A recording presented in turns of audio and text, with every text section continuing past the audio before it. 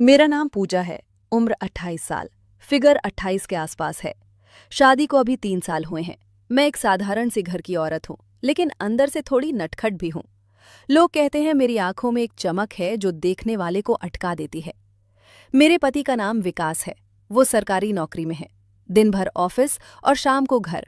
हम दोनों का रिश्ता अच्छा है, लेकिन कभी कभी लगता है जैसे कुछ कमी रह जाती है। हमारे घर में विकास का छोटा भाई भी रहता है। उसका नाम है रोहन। उम्र 24 साल। अभी पढ़ाई पूरी करके नौकरी की तलाश में है। रोहन मुझसे बहुत घुल मिल गया है। वो मुझे भाभी कहकर बुलाता है, लेकिन कभी कभी उसकी नजरें मेरे ऊपर थोड़ी देर अटक जाती हैं। मैं जानती हूं कि लड़के की उम्र है, हार्मोन्स का जोर है, इसलिए मैं उसकी बातों को हंसकर टाल देती हूं। लेकिन अंदर ही अंदर मुझे भी मजा आता है कि कोई मुझे इस उम्र में भी देखता है, खासकर जब मैं घर में साधारण सलवार कमीज या साड़ी पहनती हूँ। एक शाम की बात है। विकास ऑफिस से लेट आने वाला था। मैं रसोई में खाना बना रही थी। रोहन बाहर वाले कमरे में टीवी देख रहा था। अचानक वो रसोई में आया और बोला, भाभी, आज कुछ नया बना रही हो क्या? खुशबू तो बहुत अच्छी आ रही है। मैंने मुस्कुराते हुए कहा, हाँ, आज मैंने वो पुराना वाला मसाला ट्राई किया है जो मम्मी ने दिया था। छकोगे? रोहन मेरे पास आकर काउंटर पर झुक गया। उसकी आंखें मेरे हाथों पर थीं जो चम्मच चला रही थी। वो बोला, भाभी, तुम्हारे हाथों में जादू है। जो भी बनाती हो स्वाद ही कुछ और हो जाता है, और तुम खुद भी इतनी फ्रेश लगती हो। उसकी आवाज में थोड़ी सी शरारत थी। मैंने उसे घूरा और कहा, बस करो रोहन, चापलूसी मत करो। वो हंसा और बोला, चापलूसी नहीं, सच्चाई है भाभी। विकास भैया कितने किस्मत वाले हैं। रोज ऐसी चीजें खाते हैं और इतनी खूबसूरत भाभी भी देखते हैं। मैंने चम्मच उसकी तरफ बढ़ाया और कहा, लो, छक लो पहले। रोहन ने आगे झुककर चम्मच से स्वाद लिया। उसके होंठ चम्मच के करीब थे। उसने आंखें बंद करके कहा, वाह भाभी, ये तो स्वर्ग है। फिर उसने मेरी तरफ देखा और धीरे से बोला, लेकिन मुझे लगता है असली स्वाद तो और कहीं है तुम्हारे पास। मैं समझ गई कि वो क्या इशारा कर रहा है। मेरे गाल थोड़े लाल हो गए। मैंने हंसकर कहा, अबे शैतान, जा टीवी देख, मैं खाना लगा रही हूं। लेकिन रोहन नहीं गया। वो वहीं खड़ा रहा और बातें करता रहा। वो मुझे बताने लगा कि आज उसका एक इंटरव्यू था। कैसे इंटरव्यूअर ने उससे सवाल पूछे। मैं सुन रही थी और बीच बीच में हंस रही थी। उसकी बातों में एक जोश था जो मुझे अच्छा लग रहा था। कभी वो मेरी तरफ देखता और मुस्कुराता, जैसे कुछ और ही सोच रहा हो। धीरे धीरे शाम ढल गई। विकास अभी तक नहीं आया था। मैंने रोहन से कहा, भैया तुम खा लो, मुझे इंतजार नहीं करना। रोहन बोला, नहीं भाभी, भैया के साथ ही खाएंगे। वैसे भी तुम्हारे साथ बैठकर खाना खाने में अलग ही मजा है। हम दोनों सोफे पर बैठ गए। टीवी पर कोई पुरानी फिल्म चल रही थी। रोहन ने रिमोट से वॉल्यूम थोड़ा कम किया और बोला, भाभी, तुम्हें कभी अकेलापन लगता है क्या? भैया तो हमेशा काम में लगे रहते हैं, और तुम इतनी युवा और फिगर वाली हो, अटीसर्स के आसपास फिर भी अकेली। मैंने सांस ली और कहा, हाँ, कभी कभी लगता है, लेकिन क्या करें, जिंदगी ऐसी ही है रोहन। मेरे करीब सरक आया। उसकी जांग मेरी जांग से लगभग छू रही थी। वो धीरे से बोला, भाभी, अगर कभी कुछ चाहिए हो तो मुझे बता देना, मैं हूं ना तुम्हारे लिए। हर तरह से उसकी बात में एक गर्माहट थी जो मुझे अजीब सा एहसास दे रही थी। मैंने उसे देखा। उसकी आंखों में एक चमक थी। मैंने हंसकर टाल दिया, अरे तुम तो अभी बच्चे हो, क्या करके। रोहन मुस्कुराया और बोला, बच्चे नहीं हूं भाभी, देखना चाहो तो दिखा दूं मैं कितना बड़ा हो गया हूं। मैंने उसे हल्के से धक्का दिया और कहा, चुप करो शैतान। लेकिन अंदर से मेरे दिल की धड़कन थोड़ी तेज हो गई थी। उसी वक्त विकास का फोन आया। वो बोला कि आज बहुत लेट हो जाएगा, कहीं बाहर खाना खा लेंगे। मैंने फोन रख दिया और रोहन की तरफ देखा। रोहन बोला, देखा भाभी, भैया तो नहीं आएंगे, आज हम दोनों ही खाएंगे और रात भर बातें करेंगे। हम रसोई में गए हैं। मैंने प्लेटें लगाईं। रोहन मेरे पीछे खड़ा था। जब मैं झुकी तो उसकी सांस मेरी गर्दन पर पड़ी। वो बोला, भाभी, तुम बहुत अच्छी लगती हो आज। ये कमीज में तुम्हारा फिगर और भी हाईलाइट हो रहा है। मैं सीधी हो गई और बोली, रोहन, ध्यान से ज्यादा नजदीक मत आओ। लेकिन वो हंसता रहा। खाना खाते वक्त वो मेरी तरफ बार बार देख रहा था। बातें करता रहा अपनी जिंदगी की, सपनों की, और कभी कभी मेरे बारे में भी पूछता रहा। फुल फिगर वाली। उसकी बात सुनकर मेरे शरीर में एक सहरन सी दौड़ गई। मैंने उठने की कोशिश की, लेकिन वो मेरे हाथ को हल्के से पकड़ लिया। बस 1 मिनट भाभी, डरने की बात नहीं है, बस फील कर रही हो ना। मैंने अपना हाथ छुड़ाया और कहा, रोहन अब काफी हो गया, सो जाओ। उस रात मैं बिस्तर पर लेटी रही, लेकिन नींद नहीं आ रही थी। रोहन के शब्द बार बार कान में गूंज रहे थे। विकास जब आया तो मैंने कुछ नहीं बताया, बस चुपचाप लेट गई। अगली सुबह रोहन नॉर्मल व्यवहार कर रहा था, जैसे कुछ हुआ ही ना हो। वो मुझे भाभी कहकर चाय मांग रहा था।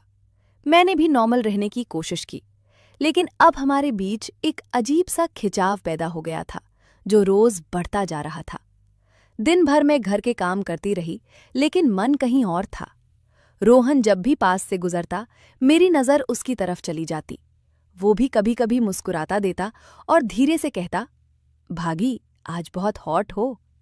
शाम को विकास घर आया। हम तीनों साथ बैठे। रोहन ने मजाक में कहा, भैया भाभी ने कल रात बहुत अच्छा खाना बनाया था, तुम मिस कर गए। और भाभी खुद भी बहुत टेम्पोटिंग थी।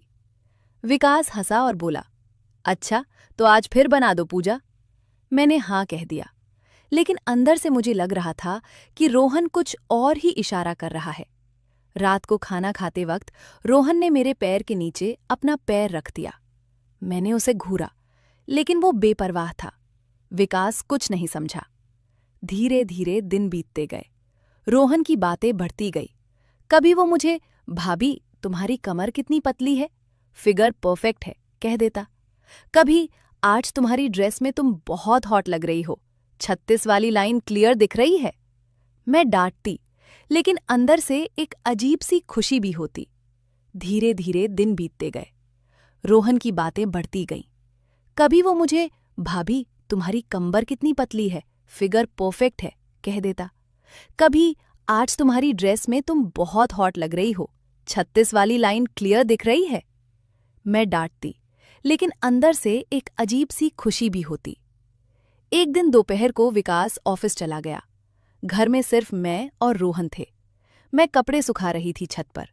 रोहन ऊपर आया और बोला, भाभी मदद करूं? मैंने कहा, नहीं तुम बैठो। लेकिन वो मेरे पास आ गया। हवा में साड़ी उड़ रही थी। रोहन ने एक साड़ी पकड़ ली और मुझे देखकर बोला, भाभी ये साड़ी तो तुम्हारे शरीर पर बहुत अच्छी लगेगी, टाइट फिटिंग वाली। मैंने शर्माते हुए कहा, रोहन बस करो, ज्यादा नजदीक मत आओ। वो हंसा और बोला, मैं तो बस देख रहा हूं कि तुम कितनी खूबसूरत हो। फिगर अनटेड 30 के दशक वाली भाभी को देखकर कोई भी कंट्रोल नहीं कर पाएगा। उस दिन हम छत पर काफी देर बातें करते रहे। वो मुझे अपनी जिंदगी की छोटी छोटी बातें बताता रहा। मैं सुनती रही। बीच बीच में उसकी नजरें मेरे ब्लाउज पर अटक जाती। मैं नजरें चुरा लेती, लेकिन मन में एक तूफान सा उठ रहा था। समय बीतता गया। हमारे बीच की ये बातें एक आदत सी बन गई। रोहन मुझे तारीफ करता, मैं शर्माती, लेकिन कभी सीमा पार नहीं होती। विकास को कुछ नहीं पता चलता। फिर एक शाम आई। विकास ने बताया कि उसे 2 दिन के लिए बाहर जाना है ट्रेनिंग के लिए। मैंने हाँ कह दिया, लेकिन अंदर से घबराहट हुई। जब विकास गया तो घर में सिर्फ मैं और रोहन रह गए। पहली रात हम दोनों ने साथ खाना खाया। रोहन ने कहा, भाभी अब तो हम दोनों अकेले हैं, पूरी रात सिर्फ हम। मैंने कहा, हाँ लेकिन सही से रहना, कोई गलत बात मत सोचना। रोहन मुस्कुराया। उस रात हम लंबी बातें करते रहे। वो मुझे अपनी भावनाओं के बारे में बताने लगा। कैसे वो मुझे पहली बार देखा था, कैसे उसे मेरे पास आने का मन करता है, खासकर जब वो मेरा फिगर देखता है। मैं सुनती रही। दूसरे दिन सुबह मैं नहा रही थी। रोहन बाहर खड़ा था। जब मैं निकली तो उसने कहा, भाभी तुम ताज़ा फूल जैसी लग रही हो, नहाकर और भी ग्लोइंग हो। मैंने तौलिए से बाल सुखाते हुए कहा, रोहन अब काफी हो गया, कंट्रोल रखो। लेकिन वो मेरे करीब आया और धीरे से बोला, भाभी मैं तुम्हें छूना नहीं चाहता, बस देखना चाहता हूं कि तुम कितनी खूबसूरत हो। अटी हार्ट, 36 वाली ब्यूटी। मैंने उसे रोका, लेकिन उसकी आंखों में एक बेचैनी थी जो मुझे भी अंदर तक छू गई। फिर भी मैंने खुद को संभाला और कभी सीमा नहीं तोड़ी। दिन भर हम साथ रहे, बातें की, हंसे, लेकिन हर बार जब बात गर्म होती मैं विषय बदल देती। शाम को रोहन ने कहा, भाभी, आज मैं तुम्हारे लिए कुछ स्पेशल बनाऊंगा। वो रसोई में गया और मैं देखती रही। वो मेरे लिए खाना बना रहा था। उसकी कोशिश देखकर मुझे अच्छा लगा। रात को हम खाना खा रहे थे। रोहन ने कहा, भाभी, अगर मैं कहूं कि मैं तुमसे प्यार करता हूं तो क्या कहोगी? सिर्फ तुम्हारा फिगर नहीं, तुम्हारी पर्सनालिटी भी। मैं चौंक गई। रोहन, ये मजाक मत करो। वो गंभीर हो गया और बोला, मजाक नहीं है भाभी, लेकिन मैं जानता हूं कि ये गलत है, फिर भी मन नहीं मानता। तुम इतनी परफेक्ट हो। मैंने सांस ली और कहा, रोहन, हम दोनों जानते हैं कि ये रिश्ता क्या है, देवर भाभी का। इसे यहीं खत्म कर दो। मैं तुम्हें भाई की तरह ही देखती हूं। रोहन ने सिर हिलाया, लेकिन उसकी आंखें नम थीं। अगला दिन विकास वापस आ गया। सब नॉर्मल हो गया, लेकिन अब मेरे मन में एक नया एहसास था। मैं समझ गई थी कि रोहन का आकर्षण सच्चा था, लेकिन गलत वक्त पर था। मैंने कभी उसे एनकरेज नहीं किया। समय बीता गया। रोहन को नौकरी लग गई। वो दूसरे शहर शिफ्ट होने वाला था। जाने से पहले उसने मुझे एक चिट्ठी दी। उसमें लिखा था, भाभी, तुमने मुझे संभाला। तुमने मुझे सिखाया कि सीमाएं कितनी जरूरी हैं। तुम अच्छी हो और बहुत स्ट्रांग भी। मैं तुम्हें कभी नहीं भूलूंगा। तुम्हारा फिगर सिर्फ एक बहाना था। असल में तुम्हारी इज्जत और प्यार मुझे छू गया। जब वो गया तो मैंने खिड़की से उसे जाते देखा। मेरी आंखें नम थीं। आज भी जब मैं अकेली होती हूं तो उस शामों की याद आती है। वो तारीफें, वो बातें, वो खिंचाव। लेकिन मैंने कभी सीमा नहीं तोड़ी। विकास के साथ मेरा रिश्ता अब और मजबूत हो गया है, क्योंकि मैं समझ गई कि सच्ची खुशी रिश्तों की इज्जत में है, ना कि टेम्परेरी आकर्षण में। रोहन अब दूसरे शहर में अच्छी जिंदगी जी रहा है। कभी कभी फोन पर बात हो जाती है। वो अब मुझे सिर्फ भाभी कहता है और पुरानी बातों को याद करके हंस देता है। जिंदगी ऐसे ही चलती है। कभी तूफान आते हैं, लेकिन अगर हम मजबूत रहें तो तूफान भी हमें नया सबक सिखाकर चले जाते हैं।